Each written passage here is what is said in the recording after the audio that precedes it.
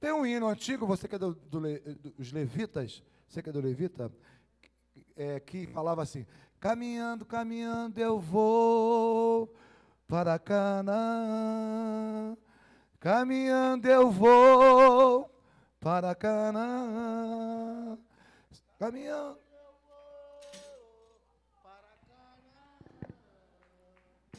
Em glória a Deus.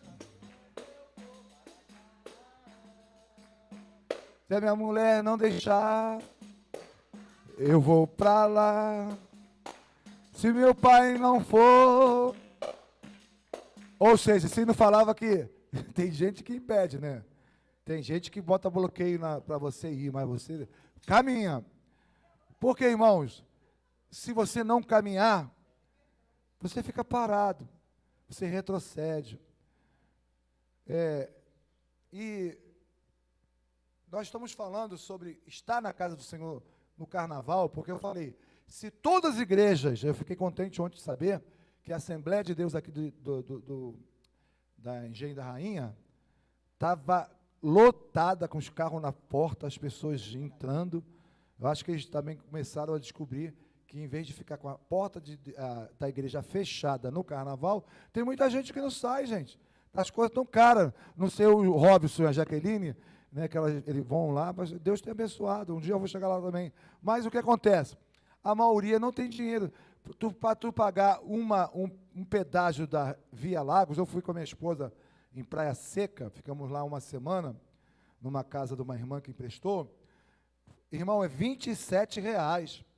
Para ir, R$ 27 para voltar, o pedágio. Fora a comida, fora a gasolina, fora isso. Para sair, tem que ter money, né? Mas quem tem que se divertir mesmo, porque tem hora que nós desparecemos um pouco, né? Graças a Deus. A nossa cunhada foi conosco, nós fizemos a comida, né?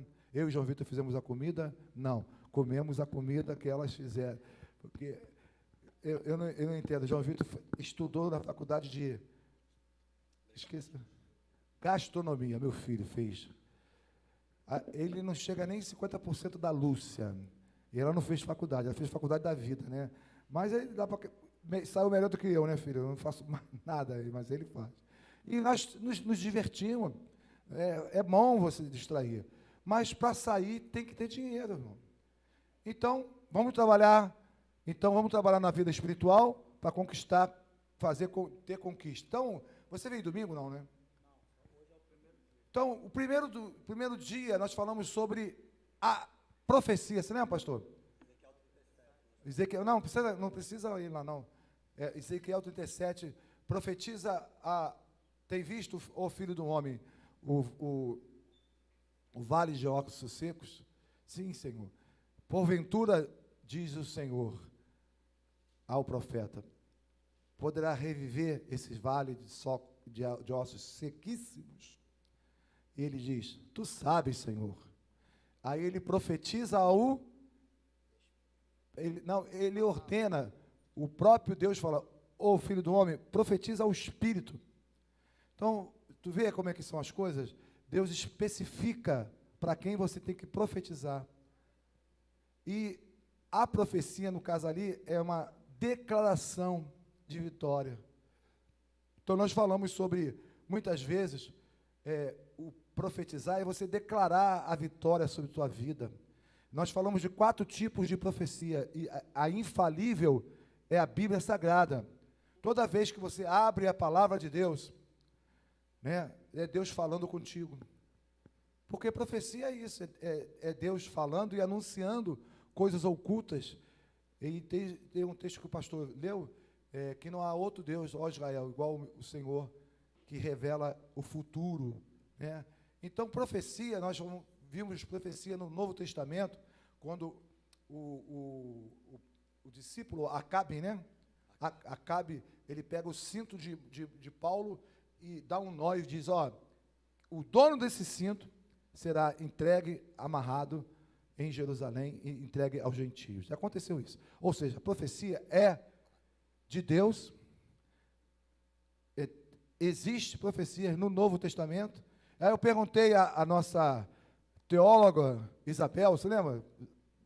Qual foi a primeira profecia da Bíblia? Aí nós descobrimos que a primeira profecia foi quando Jesus, em Gênesis 3,15, quando Deus fala, ó, da mulher nascerá um que pisará a cabeça da serpente. E aconteceu isso. Jesus veio, nasceu de Maria, né? E pela unção do Espírito Santo, e ele pisou na cabeça da serpente. Ele nos deu autoridade, para mim e para você, para pisarmos na cabeça da serpente. Tudo aquilo que quer envenenar a tua vida, envenenar nossas vidas, você tem autoridade de pisar na cabeça da serpente. Então, nós falamos, e eu fiquei batendo muito sobre você declarar, profetizar, né? E fiquei preocupado, sempre quando eu leio isso, pastor, não sei se você sabe, no Antigo Testamento, o profeta que profetizasse e não acontecesse, ele era apedrejado. Ó, tamanha é a responsabilidade, por isso eu tenho muita preocupação quando eu falar para alguém alguma coisa, se não for de Deus, porque antigamente você profetizava alguma coisa, não acontecia, eles te matavam apedrejado. A pedra, né? Então, hoje em dia, tem tanta profetada, né? Tantas pessoas, qualquer coisa, ele me falou, e as pessoas aproveitam, muitos profetas aproveitam desse temor da profecia, e às vezes ilude pessoas, e envolve pessoas, às vezes, com palavras mentirosas. Então, nós falamos um pouco sobre profecia, muitas profecias se cumpriram em Isaías, na pessoa de Cristo, né? Porque um menino nasceu, um filho nos deu, Isaías capítulo 9. Então, eu queria só trazer para a igreja o desejo de você não aceitar, que você possa usar seus lábios e declarar, mesmo que está diante de você coisas difíceis, mas você profetizar em forma de declaração, dizer, eu e minha casa serviremos o Senhor, eu não aceito isso, em nome de Jesus. E o que tu acha, então, varão?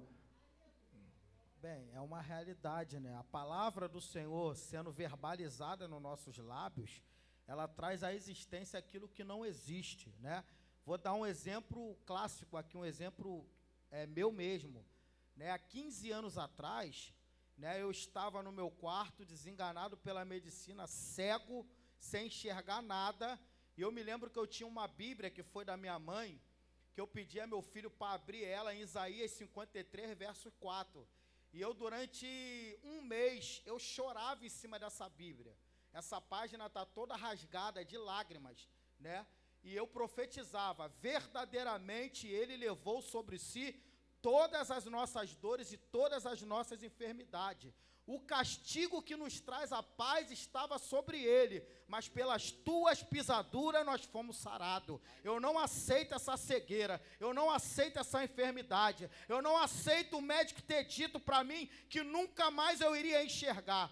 Depois de um mês profetizando essa palavra, chorando em cima dessa página da Bíblia, Deus usou 3 profetas, colocou a mão sobre a minha visão, eles nem sabiam que eu estava orando. Eu senti fogo na visão, queimação na visão, e hoje, para a glória do nome de Jesus, eu voltei a enxergar melhor e estou prestes a enxergar 100% de novo. Depois eu vou contar um milagre em nome de Jesus.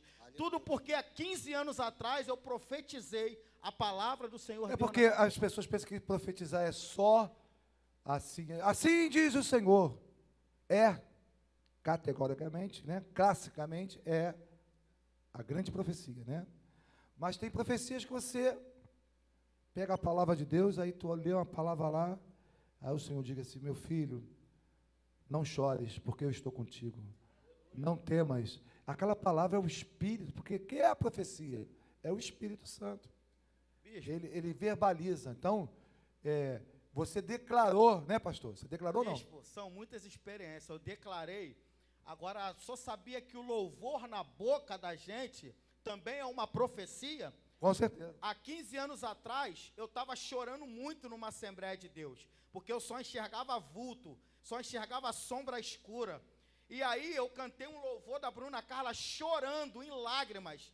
Senhor, por mais que eu falo que eu não tenho medo de caminhar, sinto uma insegurança, eu sou ser humano com defeito, imperfeito, mas sei que os teus olhos estão sobre mim a me vigiar. Mas eu quero ouvir tua voz me dizendo: não tema, sou contigo, só confia em mim. Quando eu acabei de cantar esse louvor chorando, a missionária Lúcia, há 15 anos atrás, foi embaixo do púlpito, falou assim: traz esse cego aqui no meio da igreja. Falou assim: eu não sei porquê, mas Deus está mandando ungir a visão dele. Aí falou assim: Senhor, não sei porque tu está mandando ungir ele depois desse louvor, mas passa o teu colírio santo na vista dele. 3 horas depois eu estava aqui na Praça de Alma, no supermercado, com meu filho, me guiando, dentro do mercado. De repente eu comecei a gritar dentro do Intercontinental. Eu comecei a sentir dor. Eu, ai, que dor. Todo mundo parou para saber o que estava acontecendo comigo. Eu, ai, tá doendo, que dor. Quando eu abri os olhos, eu estava enxergando o rosto do meu filho pela primeira vez. Vai dando glória, igreja. Quando eu abri os olhos, eu estava pegando ônibus sozinho, vindo para a igreja sozinho, estava lendo a Bíblia com dificuldade, mas estava. Tudo porque eu cantei um louvor. Senhor, eu me sinto inseguro. Por mais que eu falo que eu não tenho medo de caminhar, eu sou imperfeito, eu tenho defeito, mas eu preciso ouvir a tua voz. Não tema, porque eu sou contigo. Eu ouvi. Então, quando você acorda assim, inspirado, vai tomar um banho e começa a cantar, né? Você nem percebe, mas quando você está louvando a Deus, né? Está louvando a Deus, você está profetizando, né? Eu sei que sou fraco, mas Cristo é forte, me vendo caído, Jesus me levanta, Jesus é amor, e o amor, né? Está cantando e está profetizando, está declarando para o mundo que você é fraco, mas Cristo vai te levantar. E você se levanta. Não é isso que tu quer falar, pastor? Que Isso, o louvor. Não, Deus fez uma cirurgia invisível depois que eu rasguei meu coração no louvor. No louvor. Entendeu o mistério? Ou seja, quando a gente fala aqui, as pessoas não entendem, né? O pessoal do louvor. Deus cura no meio do louvor. Deus liberta no meio do louvor. E o clássico dessa fala que eu estou falando, quando Davi começou a louvar, o rei Saul acalmou o espírito que incomodava ele. Davi começou a louvar, né, a exaltar o nome do Senhor. Ele foi. Então, profecia, pastor Marcos, eu queria ouvir você, né, que é o teólogo aqui da igreja. Amém. Há várias formas de profecia. É verdade. E o que tu pode dividir conosco? O interessante aqui, enquanto eles estavam falando, você vai perceber, é porque eu vou ler aqui. Tá bom. Aqui você percebe que toda profecia, ela vem acompanhada de uma promessa. Profecia é algo que você declara, é algo que você fala que não aconteceu e vai acontecer, e você tem fé que vai acontecer. Isso é profecia, né?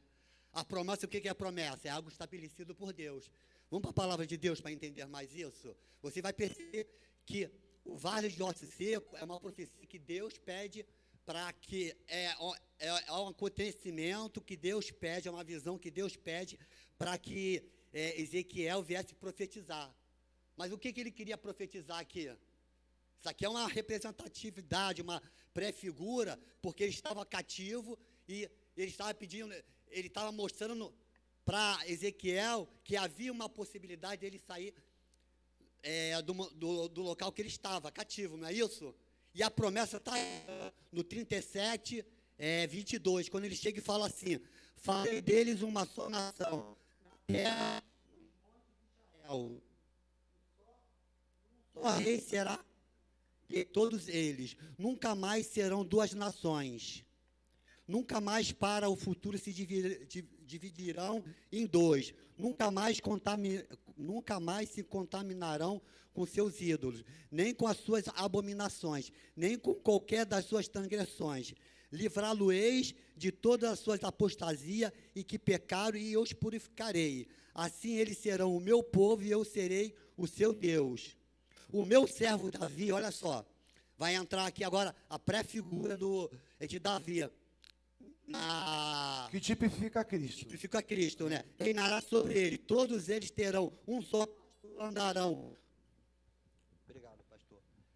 Andarão nos meus juízos, guardarão os meus estatutos e os observarão. Habitarão na terra que dei ao meu servo Jacó, no qual vossos pais habitaram. Habitarão nela, e eles e seus filhos, e os filhos dos seus filhos, para sempre. E Davi, o meu servo, será o seu príncipe eternamente.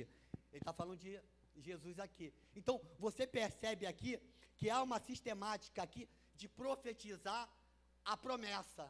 Havia uma promessa no coração dele de enxergar. Então, mas ele precisava o quê? Profetizar.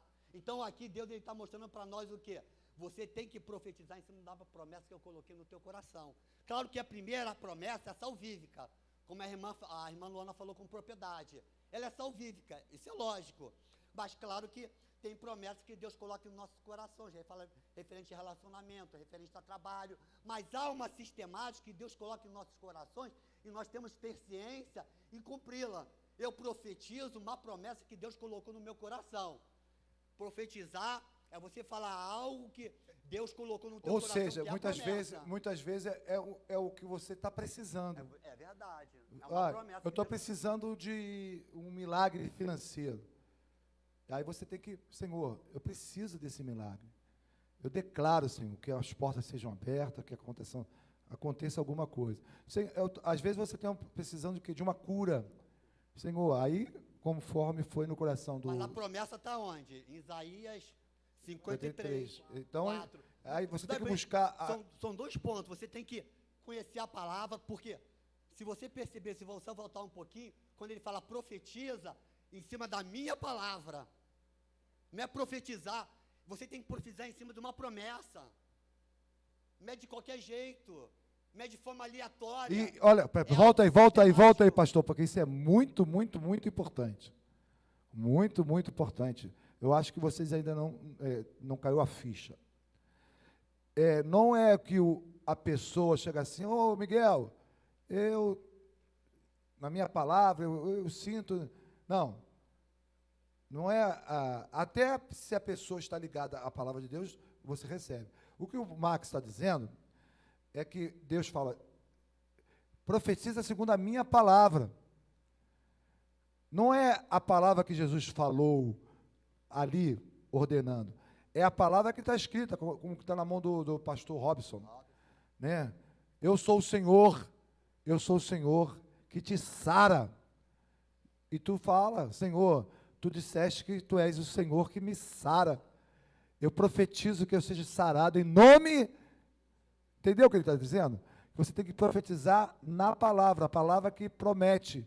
Se é um problema de libertação, a Bíblia vai falar, Deus falou, o diabo não toca no ungido de Deus. Senhor, eu sou ungido, tu não vai permitir que o diabo venha me tocar. Não é isso, pastor? A importância da escola bíblica, a importância do AS, a importância de você estar no culto, prestar atenção na palavra, na sistemática da palavra, o que o pregador quer trazer para você, para nós, porque ele é a boca de Deus naquele momento, ele está falando algo de Deus naquele momento para nós, em cima da promessa que ele estipulou na pregação do pastor para a gente profetizar. Tudo tem uma sistemática, meu irmão. Então, focar na palavra, né? Na palavra. Irmãos, olha só, eu comecei a fazer um compêndio. O que é um compêndio? Um resumo de tudo que nós temos falado nesses 3 dias. E já puxamos para um lado, porque o testemunho do pastor Miguel é tremendo, né? Sempre que eu ouço, eu fico muito contente de ver Deus. Mas me fala, uma certa vez você também chegou aqui, né? E minha esposa, se não me engano, e o pastor Marcos Fogo Puro, como é que foi essa só lembrar a gente de novo. Perguntou o filho. Começou esse mistério, Deus usando a vida do pastor Marcos Vinícius, né? Eu cheguei aqui na igreja, já era cego de uma vista e enxergava da outra. E aí eu falei com ele, pô, eu sou barbeiro, queria tanta outra visão para mim poder trabalhar. Ele falou, tu crê? Falei, creio. Aí ele tocou a mão na minha visão, orou. Quando ele orou, no outro dia, a visão que era cega ficou infeccionada e eu voltei de novo a enxergar na metade da visão do olho direito. Peraí, devagar. Tu tinha uma que Uma era cega quando eu cheguei aqui e a outra eu enxergava normal. Aí eu falei que eu queria a visão que era cega de volta para mim poder trabalhar cortando cabelo na minha profissão. Você corta cabelo? Corto cabelo. Ou corta pescoço? Não, corto cabelo. Só até cabeleireiro. Corto cabelo de homem, de mulher, escova, prancha, balaiagem, faço tudo. E aí, ele falou, tu crê? Eu falei, creio. Aí ele tocou a mão nessa visão, que eu não enxergo. No outro dia, a visão infeccionou, ficou toda vermelha. Mas eu voltei a enxergar na metade da visão. Aí fiquei 6 meses fazendo tratamento, cicatrizou e eu fiquei enxergando pela metade da visão. Mas eu vinha para a igreja com um maço de cigarro no bolso. Uma semana eu estava na igreja, outra semana eu estava cheirando cocaína. Uma semana eu estava na igreja, na outra eu estava no pagode. Aí um belo dia eu estava em Bom Sucesso cortando o cabelo, uma missionária me parou na porta da igreja e falou, ei, você aí. Fala para ele. Ei, você aí. Deus manda te dizer que a graça dele te basta, porque o poder dele se aperfeiçoa na tua fraqueza. Eu não dei nem ouvido, não quis nem saber. Aí vinha para a igreja, para os cultos, mas com cigarro na igreja, fumando, ia lá fora, bebia. Aí eu estava uma vez aqui no culto de oração, o obreiro Ed pegou, sacudiu a minha mão e falou a mesma coisa. Deus manda te dizer que a graça dele te basta, porque o poder dele se aperfeiçoa na tua fraqueza. Aí o que aconteceu? Minha visão infeccionou, o pouquinho que eu enxergava, eu fiquei cego de novo. A outra que eu enxergava, fiquei a metade dela cega. E aí o que acontece? Eu comecei a caminhar, vim para os cultos de terça-feira. Quando eu cheguei aqui no culto de terça-feira, né, sem enxergar nada, chorando na roda de oração, aí de repente a pastora... Cadê o pessoal de terça-feira? O Geiser? Cadê o Geiser? Pessoal, por aí. Olha só, Deus já fez muitos milagres no culto de terça-feira, continua fazendo. Aí eu chorando, daqui a pouco a pastora chega perto de mim com a voz enrolada, aí ela pegou assim, colocou a mão nos meus olhos, aí uma voz grossa de homem falou assim comigo, assim como Saulo se prostrou diante dos meus pés, ele teve a sua visão, assim eu faço na tua vida, empurrou minha cabeça para trás, eu senti sair um negócio da mão dela, a visão começou a arder, pegar fogo. Aí eu comecei a glorificar, comecei a gritar, comecei a glorificar, continuei caminhando.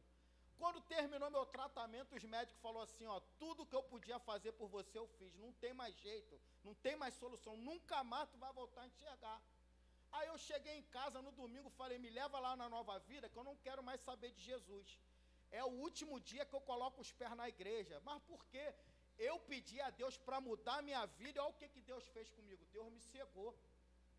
Me leva lá que eu não quero saber mais de Jesus. Quando eu cheguei aqui, o pastor Marco veio em cima de mim e falou, o que está acontecendo, rapaz? Tu está chorando, o que houve? Eu falei, não tem mais jeito, não tem mais solução, Deus me enganou, Deus falou que ia me curar, e olha só o que ele fez comigo, não me procura, não me evangeliza, não vai na minha cara, porque vocês crentes me enganaram, eu pedi só a Deus para mudar minha vida, e ele me cegou, não quero mais saber de Deus, me leva embora para casa. Quando eu levantei para o obreiro me levar para casa, pastor Marco Vinícius começou a falar em mistério aqui no meio da igreja, começou a rodar, botou a mão na minha visão, a visão começou a arder de novo e pegar fogo. Aí ele falou, tá sentindo isso, filho meu?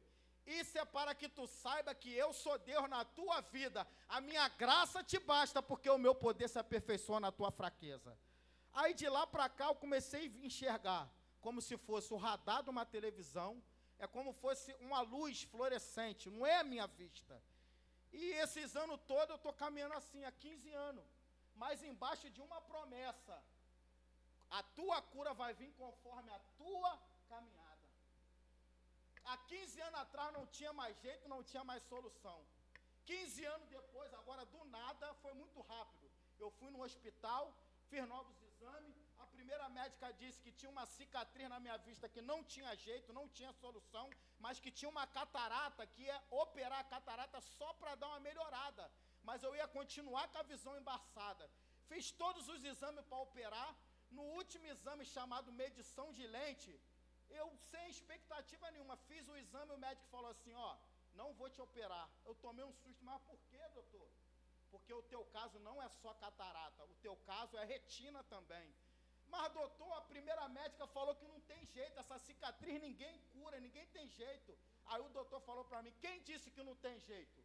Ela é especialista? Ela é retinólogo? Vou te encaminhar para o especialista do hospital, para ele avaliar se tem jeito ou não. Aí comecei a orar. Aí chegou o dia de eu ir no especialista, o especialista olhou para mim e falou assim, olha, a tua retina está coladinha no lugar, nem saiu do lugar. O teu problema é o vítreo, porque acima da retina tem uma substância gelatinosa que inflamou e descolou da retina. Nós vai tirar o vítreo doente, vai botar outro vítreo e esse vítreo vai ser colado de volta na tua retina. Aí eu saí do hospital, comecei a chorar de alegria. Eu falei, Senhor, há 15 anos não tinha cura, não tinha jeito, eu fui aposentado, era irreversível, mas 15 anos depois, agora tem cura, tem jeito. Eu falei, só o Senhor é Deus. Deus me fez ao cantar o cântico de Ana. Deus enriquece e também empobrece. Deus levanta e também abate. E até a mulher estéril ele faz ser mãe de 7 filhos. Só o Senhor é Deus. Deus, ele faz o sobrenatural acontecer. Eu lembrei da minha pastora. Parece até que a gente combinamos, né? 15 anos não podia dar a luz. 15 anos depois, ela agora pôde dar a luz. Eu, 15 anos, não tinha luz nos olhos. Mas agora, depois de 15 anos, Deus está me dando a esperança de eu voltar a ter a luz nos olhos. Olha só o mistério. Irmãos, pastor, e hoje? Mas tu está enxergando, está enxergando? Enxerga, é o que eu estou falando. É o reflexo de uma lâmpada fluorescente. Não é a minha visão, não é a minha. É Deus, é a visão de Deus. Mas Deus está me dando a chance de eu enxergar com a minha visão de volta. Amém. E seja feita a dois milagres, então, né? É 2 milagres. 2 milagres. Olha, que elas têm? 11, 17. Então, depois da profecia, nós falamos sobre algumas coisas que te tiram do foco. Às vezes o trabalho. O pastor Austin também deu o testemunho dele, né? Ontem mesmo ele falou que acordou 5 da manhã, foi trabalhar e veio aqui para a oração. Que muitas coisas, às vezes, você está caminhando, mas entra na tua vida um namoro, né, um rapaz ou uma menina que te tira do caminho do Senhor, do foco do Senhor. É um trabalho que você começa a trabalhar e vai ver, vai acumulando, vai segurando você. Desceu fresquinho, essa vai ser a minha mensagem quinta-feira. Coisas que te tiram do foco e Deus te traz de volta para o foco. Eita glória, Isaías 10, 27. E o jugo será despedaçado por causa da unção. Ô glória. O homem está arretado, como diz, né? Mas é que Deus seja louvado, pastor. Mas então, Deus me inspirou porque nesse período de vida que eu tenho, muitas coisas me prejudicou quando eu saí do foco. Não é porque eu queria, porque tem coisas que te tiram mesmo pela necessidade. O próprio pastor falou para o cara, bispo, eu estou aqui, só misericórdia. Acordei 5 da manhã, tive que vir para cá, estava trabalhando, estava rodando. Então, Deus sabe que temos uma família para sustentar, temos, né, filhos, temos contas a pagar. E quem vai fazer isso? A gente não vai soltar, a gente vai trabalhar, né? Aí o trabalho faz com que você fique distante da mulher, distante da igreja, distante de tantas coisas, e aí dá brecha para o diabo entrar. Então, queria que você pudesse perceber e vigiar algumas coisas que querem te tirar da presença de Deus, da comunhão de Deus. E outra coisa, essas coisas te tiram e destrói a tua vida, né, pastor? Eu falei de experiência, o Max falou da experiência dele. Fala aí, Max. Não, eu falei sobre tu sabes, quando Jesus fala tu sabes, O interessante nesse tu sabes que Jesus fala, não, o profeta Ezequiel, ele fala, tu sabes. O interessante desse tu sabes, porque Ezequiel ele estava cativo. A situação era uma situação contrária, né? O coração dele, ele tinha perdido a mulher na saída, quando chegou lá, na Babilônia, no cativeiro, né? Deus fala para ele nem fazer luto referente à morte da mulher. Imagina o coração desse homem. Então, ele chega e fala para Deus, tu sabes, Deus.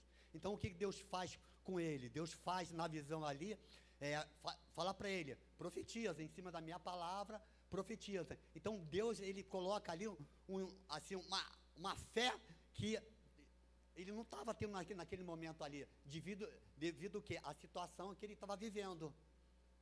Deu para entender? Então, trazendo para nós hoje, nós estamos vivendo situações que muitas das vezes a gente fala para Deus, tu sabes, Deus. E Deus, ele vai nos incentivar, mas através da gente falar, declarar, colocar a nossa fé, a nossa crença, acreditar. E muitas das vezes nós não fazemos isso. Só que, volto a repetir aqui, o contexto daqui é referente à questão salvífica, de salvação. O primeiro ponto que eu quero colocar para a minha vida, nesse tu sabes, é entender que eu tenho que declarar, eu tenho que confessar a minha salvação a Deus através da pessoa do nosso Senhor Jesus Cristo, né? De todo o processo, né? Morte, ressurreição, ascensão que ele fez em favor de nós. E depois os outros processos. Nós nunca podemos esquecer. Por que eu falo isso? Porque o texto ele nos mostra isso. Buscar em primeiro lugar o quê? O reino de Deus. O reino de Deus. Pastor, o que mais me alegra nesse texto, tantas coisas, né, de Ezequiel 37, é que no final de um exército de ossos, né, no final de no início, uma multidão de ossos sequíssimos, o texto bíblico fala sequíssimos, sem vida, o povo de Israel, né? Sem vida. O que me leva e me alegra, pastor, é que quando Deus entra, quando profetiza, você estava cego, voltou a ver. Eles estavam mortos e se tornou um grande exército. O texto vai dizer que ele começou a entrar carne nos ossos, tendões, músculo, e se formou um grande exército. O que me diz é o seguinte: não importa o que você está passando, no contexto do que você vai conseguir, se você profetizar, se você ficar no Senhor, no final, vai ser uma grande vitória na tua vida. Vai ser uma grande vitória. Os seus inimigos ficarão envergonhados, a situação será vergonhosa para eles. E Deus vai te exaltar. Ou seja, onde não existia vida, não existia esperança, Deus tornou aquele povo, aquela multidão de ossos sequíssimos, em um grande exército do Senhor. São dois pontos, bispo, que tem nesses dois contextos, né? O que o senhor está falando da morte para a vida e da desunião para a unidade. São o que a igreja precisa. Você percebeu isso? É verdade. Se você ler aqui os dois contextos, as duas pericópes aqui, você vai entender que Deus ele chega e fala de uma morte para a vida e de uma desunião para a união. Ele vai pegar aqui o povo que era unido e desuniu, né? As 12 tribos vai formar o quê? A tribo do norte e a tribo do sul, né? 10 e 2 tribos. Mas ele chega e fala que através da pessoa de Jesus Cristo haveria união dessas 12 tribos novamente. Pastor então, Wilson. Da morte para a vida e da desunião para a união. E a igreja precisa entender isso. Nós precisamos entender que nós somos o corpo de Cristo. Nós somos unidade. Nós precisamos viver unidos. Coisa linda, né, pastor? Se você vê, o povo estava morto, desunido. Quem sabe a tua família está assim. Quem sabe se você pode trazer isso para todos os fatores. Pastor Max, pastor Miguel, por favor, desce, por favor. João Vitor, vem aqui tocar, por gentileza. Posso finalizar, bicho? Só Deus está me dando fresquinho aqui. Fresquinho, Irmãos, resumindo, quero deixar para encerrar que não adianta existir um corpo se não houver o espírito. Perceba que a palavra foi profetizada. Enquanto ele profetizava, foi crescendo carne, estendendo pele, né? Foi juntando os nervos e formou um exército, um homem. Só que a Bíblia fala, e não havia nele o Espírito. Aí diz, profetiza a segunda vez ao Espírito, e diz-lhes, vem dos quatro ventres e assopra sobre esses mortos para que vivam. E o Espírito entrou neles e eles passaram a viver. Deus está falando, aqueles que estão lá na tua parentela, na tua família, que está como um morto-vivo, profetiza ao Espírito, porque eles vão voltar a viver e ter vida espiritual. Deus, a partir desse momento que você começar a profetizar ao Espírito, o Espírito vai começar a entrar no coração deles. Interessante, pastor, que nós, ao olhar, não conseguimos ver a vitória. Às vezes o sofrimento, a luta que você está passando é tão grande que você não consegue ver. Mas ele falou, profetiza ao Espírito. Não fica olhando, não. Não fica duvidando, não. Profetiza, porque o resto é o Espírito Santo que vai fazer. Amém? Olha só, você vai receber uma declaração de fé. Aí você vai falar para a pessoa, você vai vir aqui, pastor Robson, ora pela minha família. Aí o pastor Robson vai declarar a vitória, não sei o que o Espírito Santo vai falar, né? Ele vai profetizar em nome de Jesus pela pessoa do Espírito Santo. Eu vou dar a bênção ao final e você vai receber a oração e vai na paz do Senhor, tá bom? Quinta-feira que vem, essa semana agora, nós já estaremos aqui pregando a palavra do Senhor. Que o Senhor te abençoe e te guarde. Que o Senhor faça resplandecer o seu rosto sobre ti e tenha misericórdia de ti. Que o Senhor sobre ti levante o seu rosto, levante a sua fé, levante a sua esperança e te dê a paz. Haja paz em ti, na tua casa, no teu trabalho, no meio dos teus filhos. Que a paz do Senhor, que excede todo entendimento, seja com todos, desde agora para sempre. E o povo de Deus diga, vem aqui receber a unção de Deus. Fala para... Se você